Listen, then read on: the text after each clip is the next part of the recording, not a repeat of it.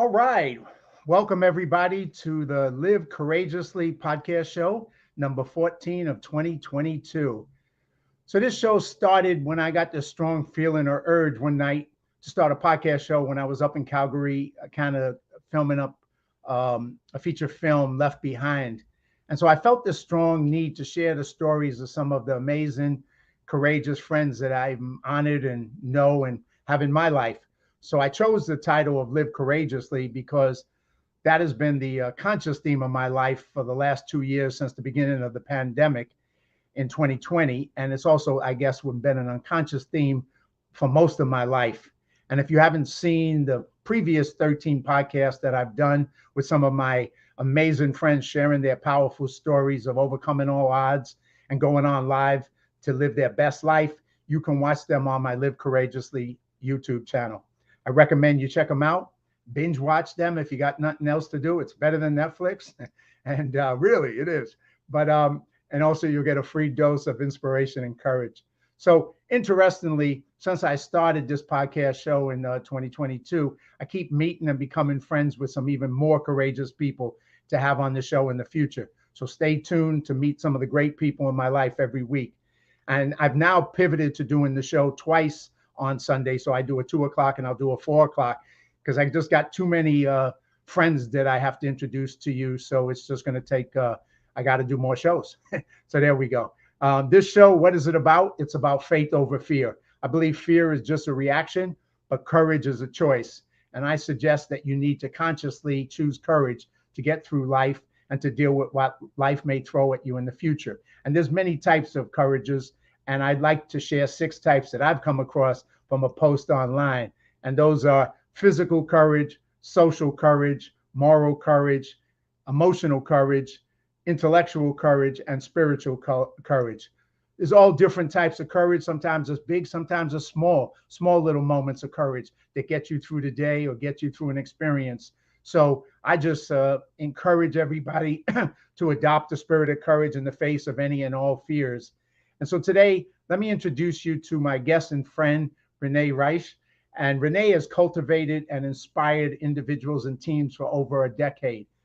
You immediately feel her energy when she enters a room. And I can testify to that because when I first met her, I felt that smile, that energy, that passion that came from her. So I have to attest to that. And after over 25 years of working in corporate America, Renee decided it was time to hang up the corporate ladder. She started her professional training and speaking as an instructor at WHW, Women Helping Women, a nonprofit organization where she donated her time helping the unemployed and underemployed find and keep their jobs.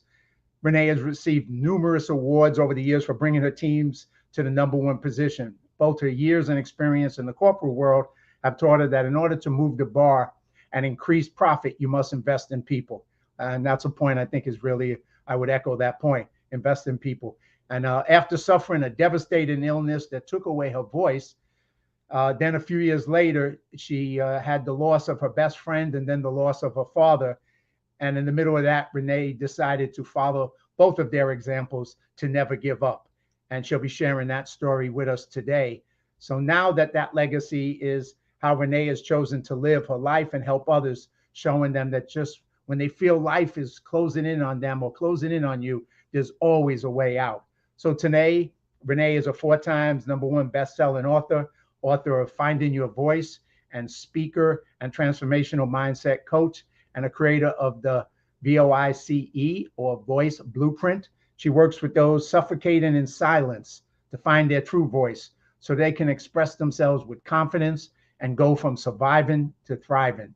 Renee is a recipient of the All Woman Rock OC in California 2019 award, a recipient of All Authors Rock 2020, and a recipient of the Red Blazer of Excellence and Achievement Award, recipient of the Big Heart Global and Humanitarian Award 2021, and the Message in a Bottle Award for sharing her message of love and using her voice to educate, inspire, and empower women around the world. Renee has also received the 2021 Humanitarian Award from All Women Rock and the 2021 WAW Honorary Award, Women Appreciating Women Hall of Fame. So I would like to, at this moment, and before I do, I just want to put up Renee's book for you to see it. This is a copy of her book, Finding Your Voice. Well, it's three copies of it, because if one ain't enough, you can buy three and share two with friends. So let me welcome my friend and our guest today, Renee. Welcome, welcome. Great to see you, Renee. John, it is literally an honor and a pleasure to be here. I know people say that all the time, but it really is. I truly am honored to be here and share our voices together today. Thank you so much for having me. Oh, absolutely. My pleasure. I usually start the show, and I'll do it like I usually do. I start the show out with two questions from my guests. And the first one is, do you remember the first time we met and where that was? Okay.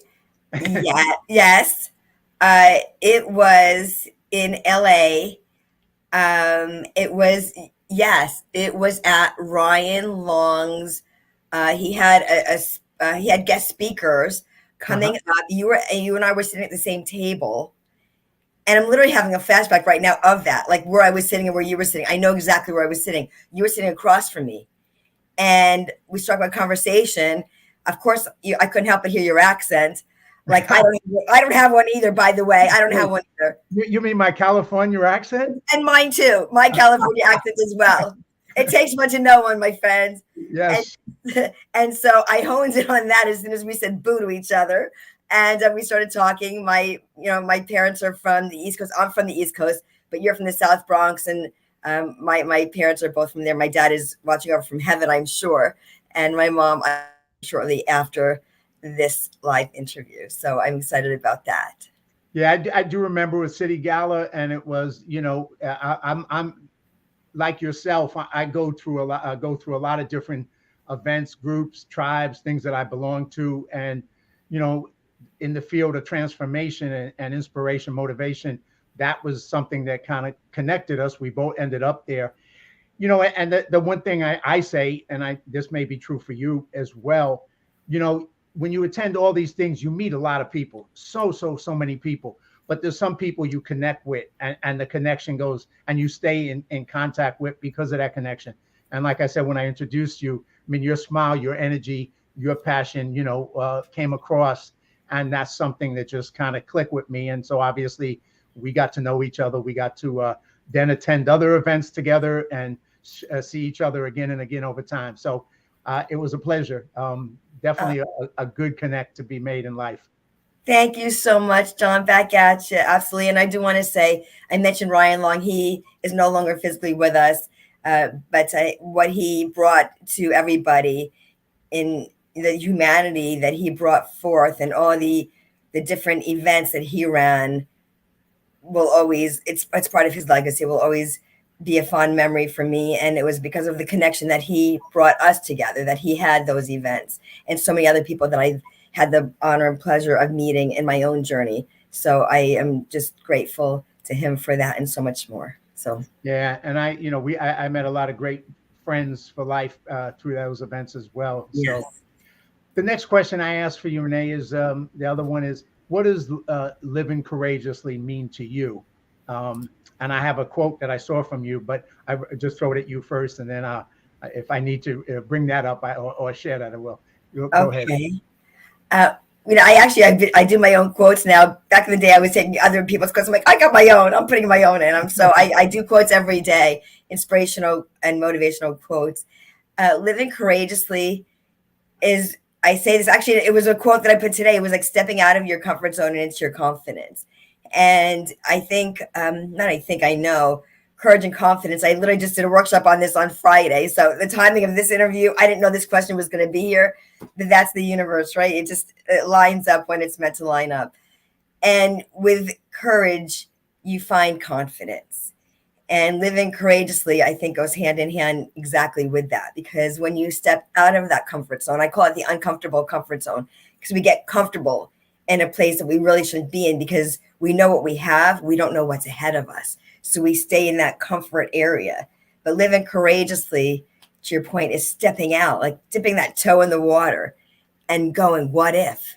What if I did that? And Well, thinking about I'm going to ask you about that. This is the quote I saw today when I was doing a little homework for the show, and I'll put it up there. Through courage, you find confidence, Yeah. and that's what you were just talking about. And it is courage. I think to me, why I started the show. I think living courageously is something that people need now more than ever. Not that we didn't need it before, but I think as things get more complicated and more difficult in life, courage is that one thing, that choice that you make, that no matter what life throws at you, you're going to find a way. Like you mentioned, and in your bio when I was reading it, you find a way. And so to tell that, you have a lot of examples of that in your life. And let's start with the first one for me, is when you left the corporate world. That was a step, and you stepped into that nonprofit. That was a step out of the uncomfortable comfort zone, as you suggest, and a step forward into taking a step into the unknown and who you wanted to be, and finding. So why don't you share that with folks about, when you were there, how you made that decision, how did it feel being that uncomfortable and yet still finding the courage to step forward and recreate yourself. So maybe you can take us on that journey. Yeah, well, it wasn't as easy as that may sound to some, as far as just making that decision to do it. I didn't have to consciously make that decision. It was made for me, and I'm going to explain why and how. It's when I was in that corporate role, and it was in 2013. I'm going to go back a few years, and I was taking care of everybody else except for that girl looking back at me in the mirror. So concerned and so consumed with making sure everybody else was happy but me, because I had so much responsibility in corporate America that I didn't put myself first. I put myself last. And I know you know this saying, and so many others out there, that you can't pour from an empty cup, for those that don't know that saying. Also, you can't see the forest from the trees. All of those things you can't see outside the picture from inside the frame. Every one of those things are true, because I was in each of those quotes. I was literally in each of them. I couldn't see what was happening outside of myself because I was so involved from within. I couldn't be the objective person and say, you need to stop this behavior. You're going to, get hurt along the way. It's not serving you. It's not helping you. I didn't see that. All I saw was what was literally in front of me. And that was people that I was responsible for. And I wanted to make sure they were taken care of. My best friend watching over me, she got so angry with me. And she would say, you got to slow down. And I said, no, I have to do this. I have to do that. What I had to do was to listen to her and slow down. Because what good are you to anybody in this life if you are not there for yourself? And that's not being selfish. That's setting healthy boundaries so you can pour in from the overflow of your own cup. Well, so true. It's like that thing when you're on the plane and they tell you, if you have to, you put on the oxygen thing first before you help somebody else. But you're right. You have to take care of your physical health. You have to take care of your mental health, your emotional health, all those things, so you can be more, do more, give more. But if you're not taking care of yourself, then you're not in a position to do all those things. You're kind of, you're emptying yourself out rather than refilling yourself. So, but like you said, you and maybe you can just explain a little deeper. You said it wasn't as easy to make that decision, and it was kind of made for you, but yet somehow, and I'd like you to kind of take us a little, and then take us into that experience when you started to work with that nonprofit and you started to help women who were in need of skills, in need of survival economically, and needed somebody to mentor them, coach them, teach them. Take us a little bit on those two pieces of your journey. Absolutely. So first, before that part of the journey, I was in the corporate America. I was released in 2017 from that 25-year career, which I thought I was going to just end up there. 25 years. It's a quarter of a century of my life. I'm like, I'm not going anywhere. This is where I'm going to stay. The company took a different turn, and people in my position were all released, but we didn't know who was, because we were all trying to stay afloat and, doing that doggy paddle as fast as we could. And we didn't really look at anybody else. We were so concerned with what was actually going on. And once I was released from that position, I said, what am I going to do? I didn't know. And in the losing of my voice, I want to say that because people are probably saying, how'd she get it back? I mean, I physically lost my voice while I was in corporate America. I was told I may never be able to speak again. That was a big piece of, before we jump to the other part of it, I want to make sure people understand this part of the journey, because that's the integral part of it. So to take us a little deeper on that, Renee, how did that happen? What was it? Did you ever find out? How did it take us through that losing your voice? Because you're later going to take us to the book of finding your voice. Yes. Take us through the losing your voice period and what that and how it affected you on every level. Sure. Thank you, John. So it was when I was in that part of my journey, it was the LOA at that time was not law of attraction. It was a leave of absence in corporate America. That's what LOA stood for when I was in the corporate world. Now it's law of attraction. And I was literally laying behind the four walls of heck, if I won't say, well, it wasn't pretty. And I fell into a very deep depression during that time because, as you know, John, and you said in my bio, I am like the vibrant people person. I just I love being with people. It's like water to a plant. People are to me.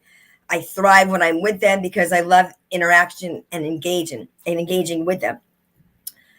I was taken away from that. So I was like dehydrating from life. And it was very painful. I did have sores all over my vocal cords. And that was the physical part of the pain, the physical, emotional, and mental. Physically, because of the sores that attacked my vocal cords. And I say attack because it wasn't an attack. It was a physical attack on my vocal cords. I've never felt or experienced anything like that in my life. And doctors couldn't help me. They ended up taking 20 vials of blood in 3.5 months. Wow. And try to figure out, peel back the layers of the onion. What is wrong with her? Why can't we help her?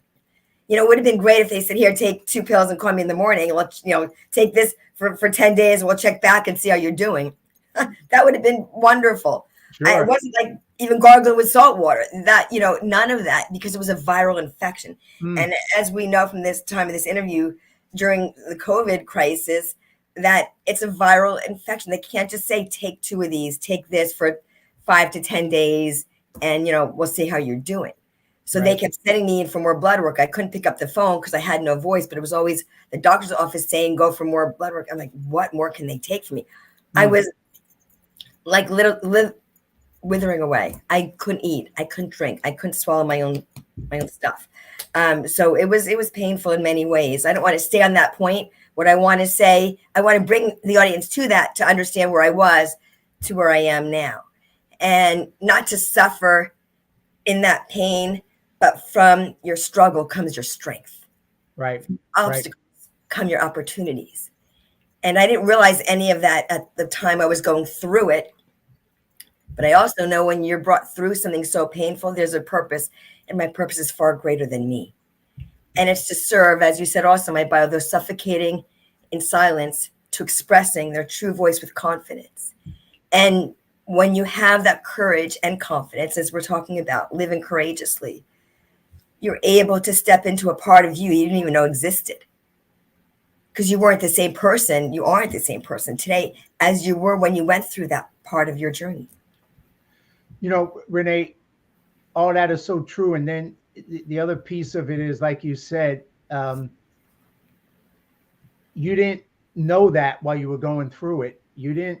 But, I think for people who are going through stuff and people you coach and people you talk to and people we come across in life, it isn't that you get from there to the other side without its steps. Sometimes they're baby steps. They're little bits of knowledge. It's just like people are so used to being looking at social media, which I say, we see all the good on social media, all the accomplishments that we do. That's what we share. But we don't see the steps that we go through, the pain that people go through, the suffering to get from where they were to where they are now. And you go, wow, you do all this? Yeah, it looks good, doesn't it? But what about all that steps? And that I think people sometimes need to hear, because it's a little, if you're on step 1 and you're seeing people who are on step 100, it's a little depressing. How the hell do I get to step 100? I'm on step 1. Okay, John, I don't know, and I don't think you did see this, because this is again on point. My quote that I did yesterday was exactly what you're saying today. I put it in my stories and I posted it yesterday on social.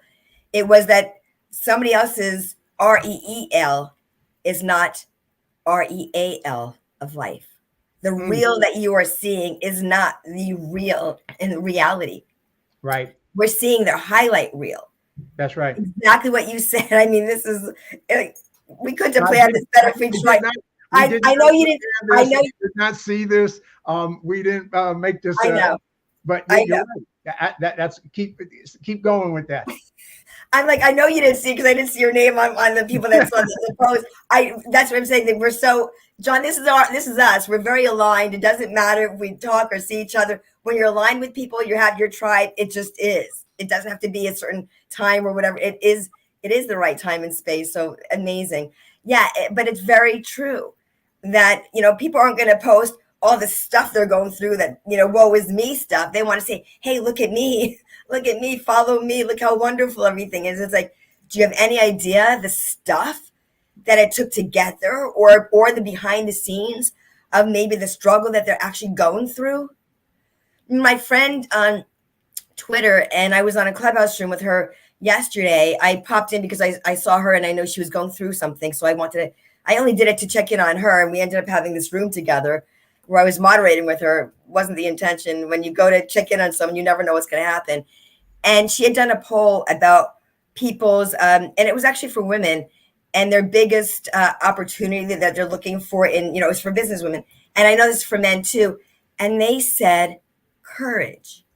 Mm, wow. Courage. Wow. I know. It was like 43.9 out of like 105 people responded to that poll.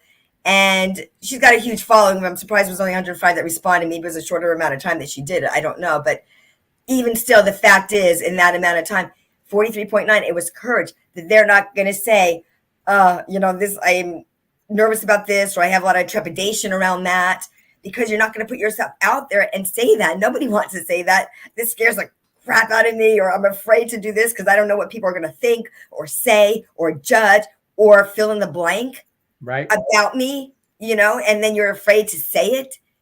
And I never spoke up in the way that I should have. I'm not going to say I didn't use my voice. I was in charge of multi-million-dollar teams. I definitely needed to speak. I was coaching and training and developing.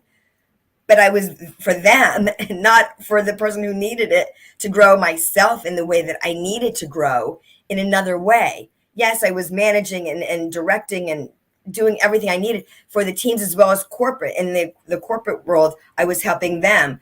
So I did all those things I was supposed to do. And what you need to do is sometimes take a step back so you can propel further in life. And something I'm going to say that I don't talk about very often, I'm actually sharing this on my page. I didn't share the very beginning because I was trying to find it on my page, but hopefully people can go back to the very beginning of this. And I was actually bullied in school. I don't think you even know about this. No. And yeah, I was quite young, and it was probably junior high school area. And junior high school time, I'm thinking that was around the age I was at. And it was a very tough time. I'm going to say the reason I'm bringing that up, because this is about living courageously, and I'm talking about finding your voice. I didn't speak up then. I didn't speak up when I was bullied. Mm. I was pushed in the hall. I was kicked under the desk. It wasn't fun at all. Nothing about it. It sent me to a not a good time. And why didn't I speak up about it? Why didn't I say anything? As a young girl, I was the girl carrying my books on my chest and walking in the hallway and just being pushed and shoved into lockers. And I didn't speak up because I was like, there's more of them than me. What did I do wrong? I even went back in my memory and what did I do wrong? It was nothing. There's those bullies in school. Sure. Guys, girls, whatever, they're bullies. Absolutely.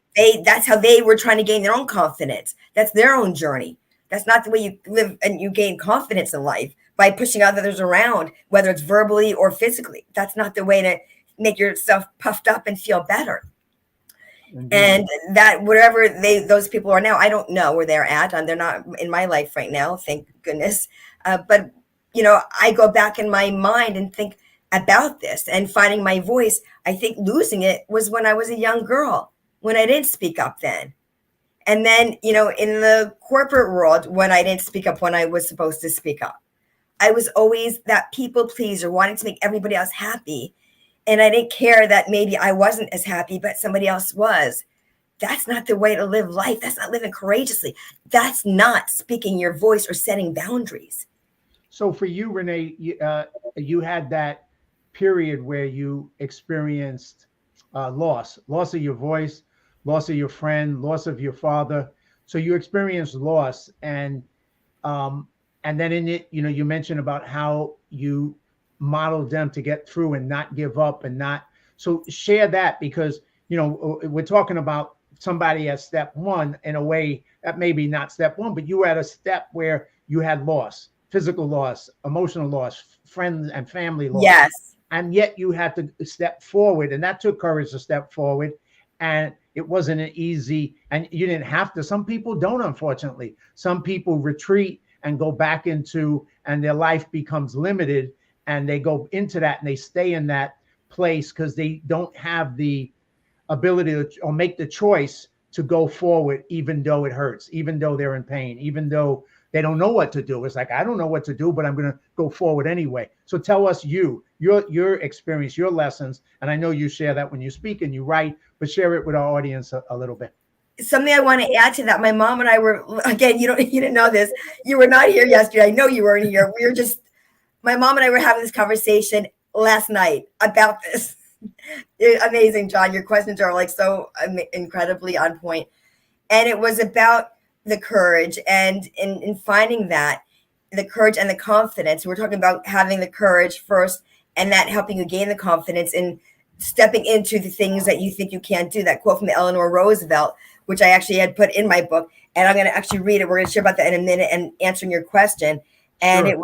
It was, hold on, I want to get it because I want to get it right. It is, you gain strength, courage, and confidence by every experience in which you really stop to look fear in the face. You must do the thing you think you cannot do.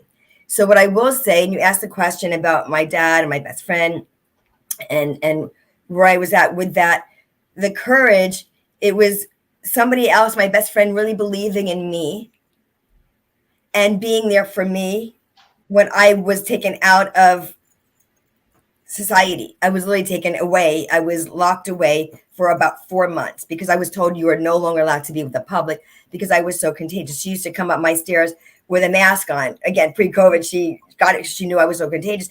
She also knew that I wasn't taking care of myself.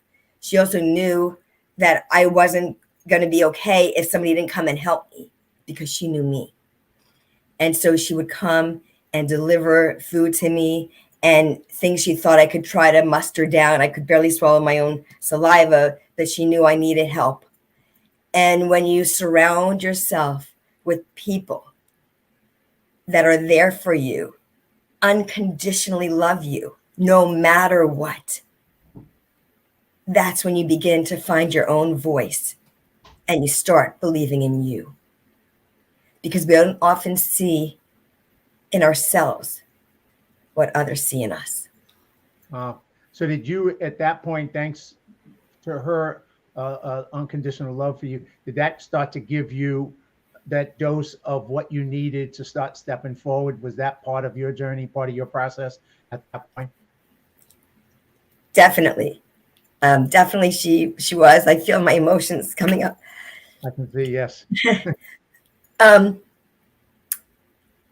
not going to apologize for that because it's real. I say real, raw, Renee. This is life. Right? Don't do that. No, I'm not going to. She's always going to be a part of my life. She transitioned in 2017. As I said, my dad was 2018. And he was always a little tough on me.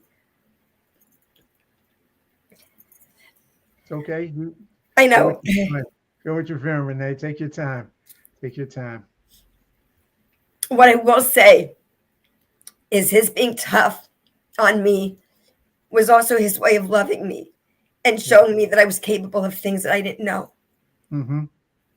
He comes from the corporate world as well. And I followed his footsteps going into sales. And I miss him very much every day.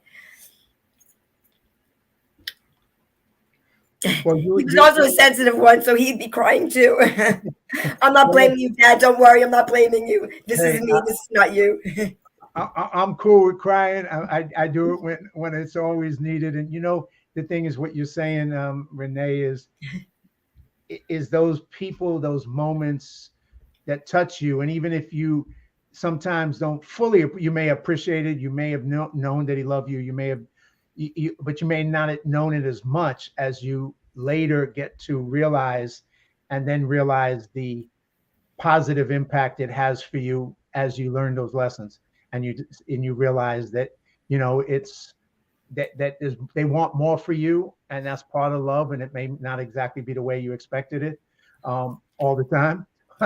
But that was there for you, and is always there for you going forward, because you have that memory, that experience, and it's always in you. It's always in your heart. I know if I've had those moments too, and some of the darkest moments have been the moments that have propelled my life forward to the life I have. And if I didn't have those dark moments, it wouldn't have happened. If I hadn't had that loss of my mother and a girlfriend and people in my life, it wouldn't have given me that energy to go forward in a way. So even though it was painful, and I know obviously you just went through it, it obviously has made you the strong woman you are today. So that's the other piece that we're going to get to. And I want to say something, John. I'm going to totally interject here. Please. The tears don't mean weakness. No, it's vulnerability. Yeah. And I want to show people it's okay. I didn't know this was going to happen. Obviously, it's real emotions that are there when you love someone. It doesn't mean that you cry every time you speak about them. I don't always express emotions, but I talk about them very often. But for whatever reason today, it evoked these emotions. I'm not sure exactly why, but it did. So I'm just that's what happened. But that's real. You're authentic, Renee, and you feel what you feel. We don't have a need to shut our feelings down or to cover them or suppress or repress. No, you don't need to. It be for real. And like you said, it's not weakness. It's part of who you are, and it is what it is. And so you thank you, and I think thank you for being that vulnerable to go there and share, and then take us to where we're going to be going with your, how your life has turned. Yeah, thank you, John. I appreciate that. I just wanted to touch on that because people say, "Oh no, she's crying," and like I said, it is real, it is raw, it is Renee, it is being vulnerable, it is being transparent, and that actually goes with what the thing I wrote about. The real REAL is not REAL. I want to always be real. That's right. I want to always be me, because that's what people are going to migrate to. That's who they're going to, feel more when you are vulnerable and go, oh, you mean she's as real as me? She bleeds like I do. She gets emotional like I do. She feels frustrated sometimes too. Yes. All of those emotions. I'm as real as the next person is. And I go through the same feelings. 100%. And, it's like, no matter, us who speak and write and coach and, sometimes people get the feeling like, well, it's easy for you. No, it's like, I feel pain. I feel times I don't know what to do. There's times I don't have answers. There's times I'm not sure what the path is. There's been times where I've experienced all kinds of lack, economic lack, all kinds of lack, and you're struggling. And at the same time, that's part of human. We're all human. I mean, there's a song that somebody had out there. I don't even know who it was, but I'm only human. And I love the song because at the end of the day, it's like, no matter how strong we are, we're still human, and we still have weaknesses, and we still have moments of weakness, and that's okay. That's part of being who we are as humans, and it's okay to share that too, and not be, hey, look at me, I'm perfect, I don't got no flaws. Well, that ain't me. That ain't, it ain't me either. It ain't me either. We're doing the best we can. And just real quick, I'm going to take you to the next thing. There's a couple of friends on here, Ken, Dave, Dennis, and Nick. Welcome, and thank you for being part of this and listening to Renee share this, her powerful, from having no voice and losing her voice to find your voice, and her book. So take us forward. We have a little more time. Obviously we went through the beginning of the journey, the pain of the journey, but then there's the transformation that occurred, and that transformation that you went through that you now share, at both as a speaker, as a coach, as an author. Take us through that. in whichever form you want, Renee. Just take us through that, so we can get people to understand what's possible for them if they find their voice, like your book suggests. Thank you so much. John, it's information is cheap. The transformation and the action is what really makes it happen. Mm. And it was following that, I say the popcorn trail, the journey, and coming through it. It was something that needs to be said is that it was in losing my voice. That was the beginning of finding my voice. Mm. Say that one more time. That's a great metaphor and a great way of looking at it. It was in losing my voice. That was the beginning of the journey in finding my voice. Very cool. I believe that the physical loss of my voice manifested from the metaphoric loss of my voice in life. Mm-hmm. The people pleasing, the fear of judgment, the limiting beliefs, looking for outside validation for inner self-worth.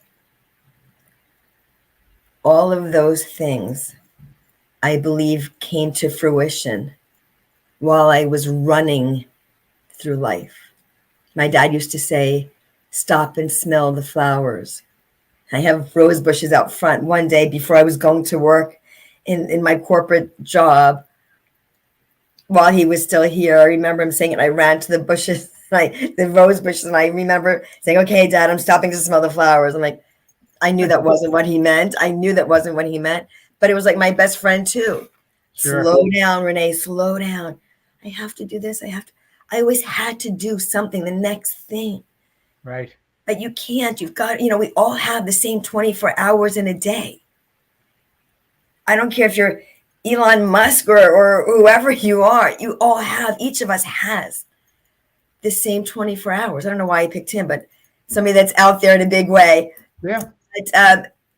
It's maybe somebody that doesn't slow down enough. Maybe somebody, Elon, if you're listening to this, but it's somebody who really, we all need to take that time selfishly, not selfishly. And it's setting the healthy boundaries. We don't always know. There's not a playbook. When, I remember back in the day, I'm dating myself, the Dr. Spock book. When you're bored, there's this Dr. Spock book. Yeah, I'm not talking about Star Wars or any of those shows, but it was a book that for rearing children, and you go through it. There's not this playbook because everybody and everybody's body is different. We respond and we react to things differently, to people, to everything, to stimuli. All of us, we're our own person. People always say, what makes you unique? You know what I'm going to say? Me, my own experiences in life. It's through your experiences you find courage, which builds the confidence. And you said, a couple of notes with that, both the uniqueness of you, and, it ain't just the words, but it's the action that you need to take. So talk about you, Renee. What was the action that did you learn to slow down a little bit? I know that's not easy because we're, but were you able to keep work or continue to keep working on that? Because it isn't like necessarily you solve it and then it's over for a lifetime. But no. So what was that process for you? Did you find a way to take that action, not just know what you needed to do because people were telling you and you were telling you, but you actually found a way to do it? Tell us a little bit about the steps. Yeah. So it was slow going because I was still in corporate while I got my voice back. And when I went back to that job, then I made promises to everybody under the sun. My best friend, I promised God, whatever you believe in, God, source, universe, whatever you believe in. I made promises to the highest of high that I would be better, do better, slow down. And I did until I didn't. Right. And one of the chapters in my book is called Old Habits Die Hard. We go back to the, you touched on earlier. And we go back to our ways that we know the brain, goes to it wants to protect us. It wants to keep us safe. So we stay, you actually said we kind of retract. We go backwards into this is safe. I don't want to dip my toe in. I don't know what's going to happen. I'm afraid. that fear, that false evidence appearing real because of something that we did that didn't go as we wanted. And we kind of go back into that chrysalis stage of a butterfly. You know, everything I do is based on the butterfly effect. We come into this life crawling, and then we go into this chrysalis stage where we, you know, are trying to transform into that beautiful butterfly. I love monarch butterflies. And that's part of our own journey. Everybody's chrysalis stage is going to be a little different because we are all different. And you talked also about the women helping women. When I was released from that corporate job, I was looking for a job myself, and this was a voluntary thing. And I went there because I was trying to build some more skills. And I ended up, they saw my energy, they found my energy, and I ended up working there. It was nonprofit. I wasn't getting paid for it. It was voluntary, just voluntary work for them. So I was taking classes and teaching classes. And in my book, I also write, I'm always going to be a student of life. Because to your answer earlier, it's still going on. I'm still evolving as we do. And a teacher in life. Because the more I learn, the more I can impart and impact and empower the lives of others. Tell me a little bit, you know, I read in some of your stuff, Renee, and some of the things you talk about some of the values that drive your life, because you speak about those and you speak about it on your page and when you reach out to people. Share what Renee's values are. What are the values that project you to the world? Something that I put in my hashtags, I run a Facebook group, and I'm on, as I said, all social media platforms, is trust, have faith, believe, never give up, and be you. And those are values I live by. Don't try to be somebody else. This life is about you. You might see something you like in somebody else, but you've got to, that was another quote I did today, John. You'll look at my quote today, you'll see it. I will. It was to put your own spin of oil on it. Put your own, you know, my quote was like, you don't have to reinvent the wheel. Just put your own spin of who you are to it. There's only so many ways you could say something or do something, right? You've got to be you in what you do and you bring to the table. That's going to be the authenticity of it. It's going to be you. And when you're yourself and you have to worry about what people say or think, they're not spending as much time on you as you think they are. They're involved in their own life, but we all think that all eyes are on us. And oh my gosh, what's going to happen? Well, do what you want to do. You know, that's so true. You say that because it's like, you know, too many times people get caught up thinking that everybody's paying attention to what you do, what you say, and most people are too busy paying attention to themselves, as they should. You know, it's like, as a speaker, it's the same thing. When you get up, when I was a kid, I was as a teenager, I was so shy to speak in front of 5 people. I would stutter because that's how shy I was. So going on that journey, but you know, when you're on a stage and you're speaking, you realize if you take the interest off yourself, the attention off yourself, and realize it's not about me, it's about them. It's about me sharing with them, helping them, doing something for them. Then you don't feel nervous anymore. You don't feel focused because you realize the purpose isn't about me. The purpose is to do something for that audience and that group of people. Not, are they judging me? Are they looking at me? Is my hair good? None of that matters. It's about what can I give them? And that's why I'm there to do that. So you know that as a speaker as well. So I think your point is well taken. Thank you for saying that, John. It's really true. I ran a workshop on Friday. I'm doing workshops every 3 weeks. For anybody interested, let me know. I'll make sure I share that with you. It's to and it was actually, believe it or not, it was on confidence, confidence and courage. So this timing of this interview is pretty incredible. And that workshop was great. And the thing is, it wasn't about me. To your point of not feeling nervous, I was like, well, you know what? I know what I'm going to be saying. I know what I'm going to be doing. I had everything said. I gave people the worksheets of what they needed. And it was interactive because everything I like to do is interactive because I like to share what I know and to share what I can do to pour into other people as well. Like I said, a student and a teacher. So that's what it's about. When you share that, you're not nervous, you're not scared, because you're there to serve in a greater way with a greater purpose and a stronger voice. And John, I'm going to turn the tables on you for a moment because Right. you're like, no, don't do it. I'm No, going to go do ahead. it. Go ahead. I'm Go going to ahead. do it. I love it. Go Because ahead. yeah, I don't know if anybody's ever done this with you, but I'm going to do it because I can. You are a producer. You produce movies, beautiful films. It takes courage. There's a cast of characters. There's a whole movie. You People could say that again. There is a yeah, cast. characters in many ways. Yes, in Yes. many ways. Yeah, the actors and actresses, yes, that portray characters. I'm gonna. That's a double entendre that I'm gonna touch on as well. You're getting choked up on that one. But my point is that as you produce, you're putting yourself out there. You're putting your voice, your reputation out there to produce something that you really hope and pray is going to be a go because people have believed in you. The know, like, and trust factor was there, time and energy and investments. How do you deal with that? What do you do? Well, there's a few things, and I'll just kind of, there's things that I kind of live by that help me in those situations. And one is a belief I have. There's a couple of deep beliefs I have, and one deep belief is there's always a solution. So in producing a movie or in life, whenever there's a problem or a challenge, whichever word you like to use, there's always a solution.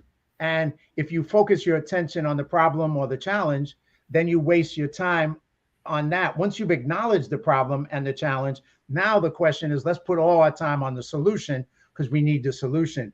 So, when you're producing a movie or you're running a company or whatever like that, it's all about what's your objectives, what's your goals. Your goal, in my case, is to produce a movie on time, on budget, a good movie, have a good time with the people while we're doing it. Those are all objectives. And knowing what your objective is, you focus on always solving the objective and not letting the things get in your way.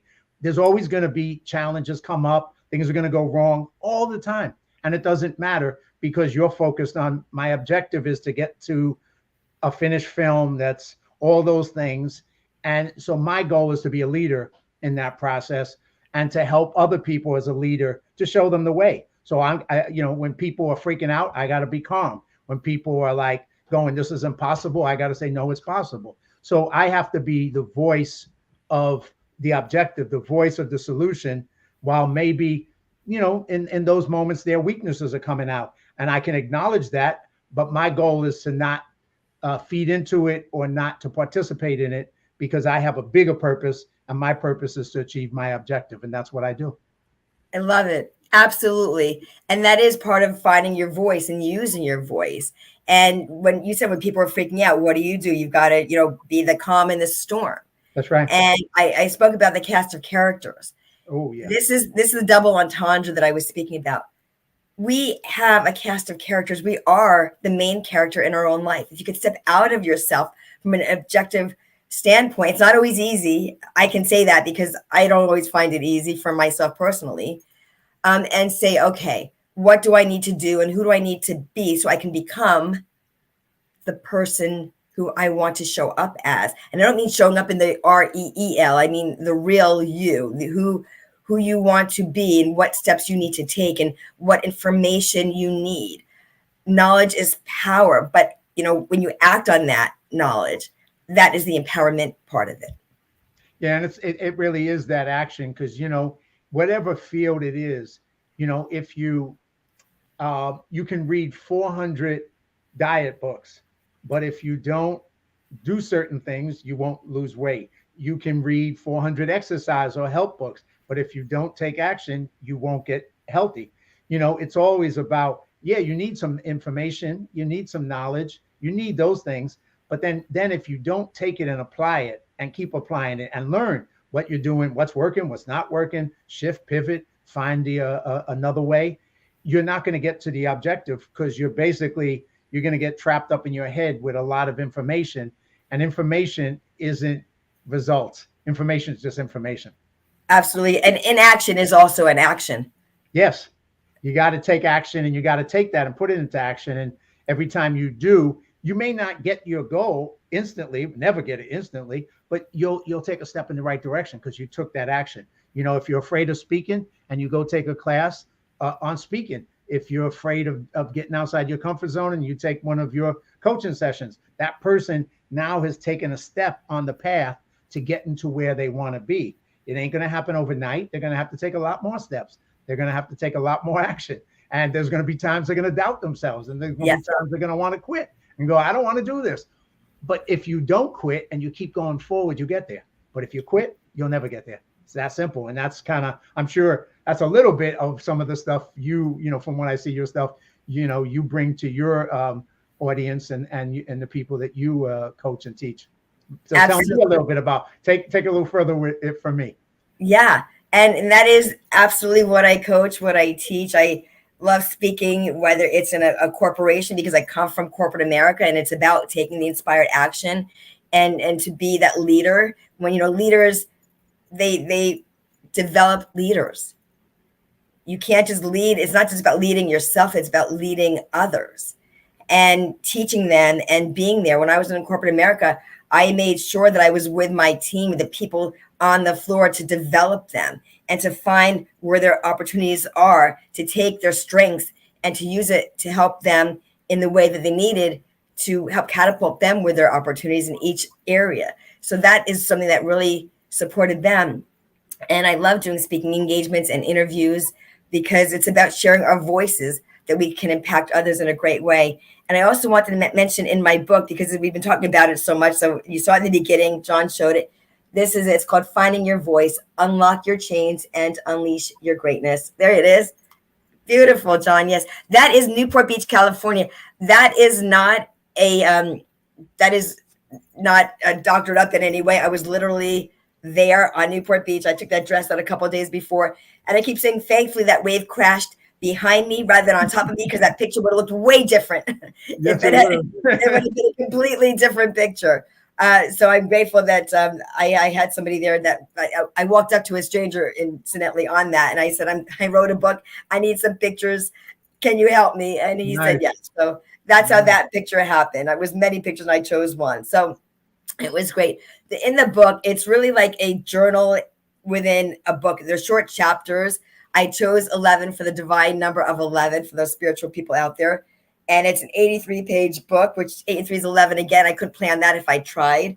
But what I did in the book, after each chapter, I have what's called a takeaway section. I'm going to show if I can do that. Yep, there we go. It's available on Amazon. So it's available on Amazon. There we go.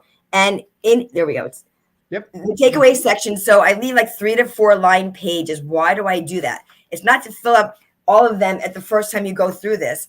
It's when you pick up the book, whether it's a week later or you do it each night, you pick up a different exercise after you read the book.